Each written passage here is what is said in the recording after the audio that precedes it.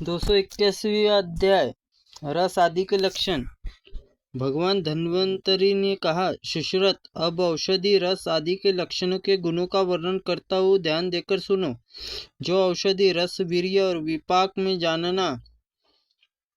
जानता है, वही चिकित्सक, राजा आदि रक्षा कर सकता है।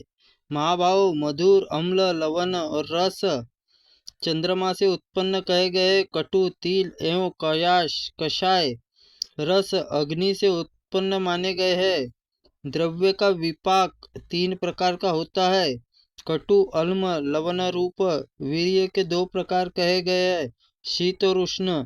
द्विजोत्तम औषधि प्रभाव अतकनीय, मधुर, तिक्त, कषायरस शीतवीर्य कहे गए हैं एवं शेष उष्ण वीर्य माने गए हैं, किंतु गड़ुची तीरस रस वाली होने पर भी अत्यंत वीरभद्र होने का उष्ण है।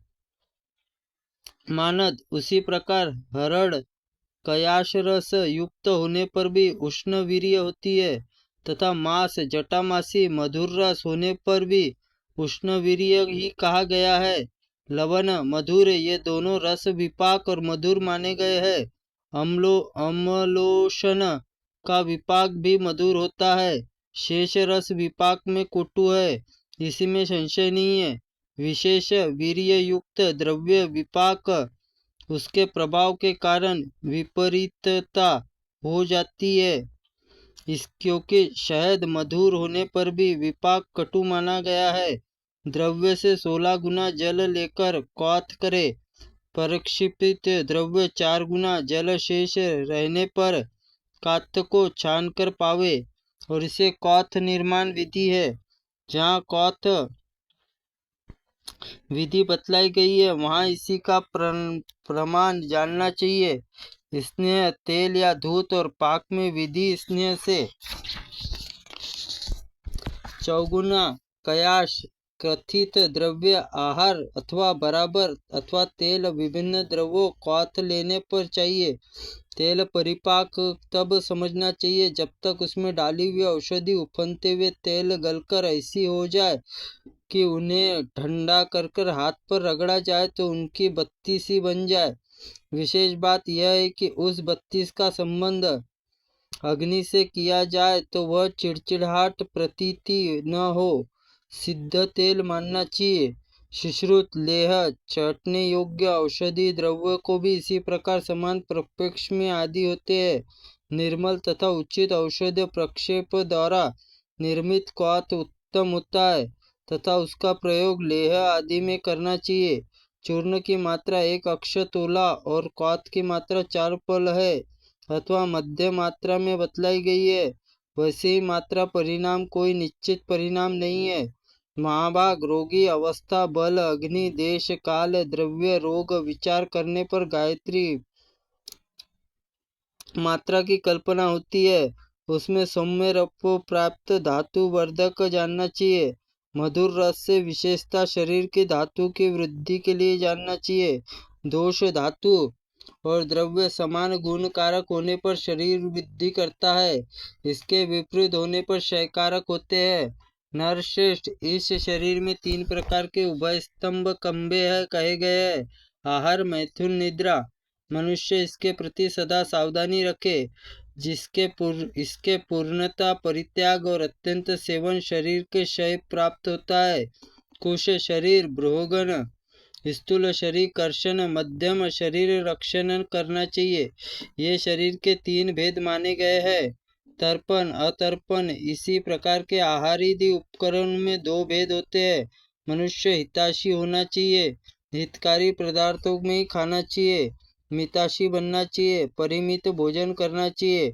जिनार्शी होना चाहिए, पूर्वभुक्त अन्य परिपाक हो जाने पर पुण्य भोजन करना चाहिए। नपुश्रेष्ठ, नरश्रेष्ठ, औषधियों के निर्माण विधि 5 प्रकार की मानी गई है। रस, कल्प, क्वाथ, शीतक्षाय, फांट। औषधि निचोड़ के रस होता है। मंथन, कल्क बनता है। औटने से क्वाथ होता है। रात्रि रखने से शीत और तत्काल जल में कुछ गर्म करके लेने से फांट होता है। इसी प्रकार चिकित्सा को 108 साधन है। वेद बतलाए, वेद उनको जानता है, अजय होता है, अर्थात चिकित्सक वही असफल नहीं होता। बहुशौंडीय कहा जाता है। आहार शुद्धि, संरक्षण, संवर्धन एवं शुद्धि आदि के लिए आवश्यक, क्योंकि मनुष्य का बल अग्नि मूल आधार है। बल के लिए संध्यव लवण से युक्त त्रिफला कांतिप्रद उत्तम प्रेय जांगल रस, सैंधव युक्त दही, दूध, पिंपली पीपल सेवन करना चाहिए। मनुष्य को कि जो रस धातु आदि में अधिक हो, अर्थात बढ़ गए हो, उन्हें रस सम करे, साम्य अवस्था में लावे। वात प्रधान प्रकृति मनुष्य परिस्थिति अनुसार ग्रीष्म ऋतु अंग मर्दन करना चाहिए। शिशिर ऋतु में साधारण अधिक और वसंत ऋतु में मध्य, ग्रीष्म ऋतु में विशेष अंगों का मर्दन करे। पहले त्वचा, उसके बाद मर्दन करने के लिए अंग मर्दन करे। स्नायु, रुधिर और परिपूर्ण शरीर में अस्थीय समूह अत्यंत मांसल सा प्रतीक होता है। इसके लिए कंधे, बाहु, जान्यू, उदर, जंघा मांसल प्रतीत होते हैं। बुद्धिमान मनुष्य शत्रु के समान इनका मर्दन करे। जत्रु, हंसी भाग, वक्षस्थल, छाती पूर्वरत साधारण प्रकार से मले हुए समस्त अंग संधियों को खूब मलकर उन्हें अंग संधियों के फैला दे, किंतु उनका प्रसारण हठात और क्रम विरुद्ध न करे। मनुष्य अजीर्ण भोजन परांत और तत्काल जल पीकर परिश्रम करे। दिन के 4 भाग प्रहर होते हैं। प्रथम प्रहरार्ध व्यतीत हो जाने पर व्यायाम न करे। शीतल जल से एक बार स्नान करे। उष्ण जल से थकावट दूर करता है। हृदय श्वास अवरुद्ध न करे। व्यायाम कफ के को नष्ट करता है। मर्दन वायु का नाश करता है। स्नान पित्ताधिक शमन करता है। स्नान के पश्चात धूप सेवन प्रिय है। व्यायाम का सेवन करने वाले मनुष्य धूप और परिश्रम युक्त कार्य को सहन करने में समर्थ होते हैं। इस प्रकार आग्नेय महाग्नेय रसादि लक्षणों का नामक 281वां अध्याय पूर्ण हुआ। त्रुटिपूर्ण वाक्य के लिए भगवंत आप हमें क्षमा करे।